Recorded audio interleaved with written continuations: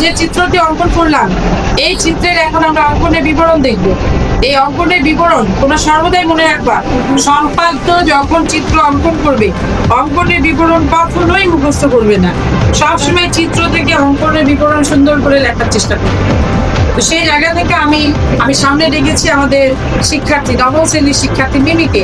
এখন মিমি এই চিত্রে সুন্দরভাবে বিবরণ দিয়ে তোমাদেরকে শোনাবো। ঠিক আছে, মিমি শুরু করো। আমরা প্রথমে একটা রশ্মি অঙ্কন করছি, রশ্মির নাম দিয়েছি বি। এই বি রশ্মিতে কোন বিন্দুটিকে কেন্দ্র করে আমাদের উপাত্তের কোন এক্স এর সমান করে আমরা একটা কোণ অঙ্কন করছি, যার নাম দিয়েছি আমরা বি এম বি ই।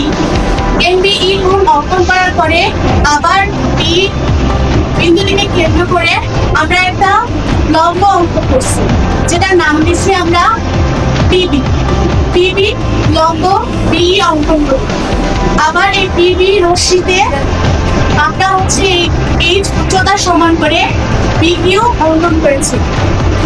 বিকিউ সমান হচ্ছে এই উচ্চতা।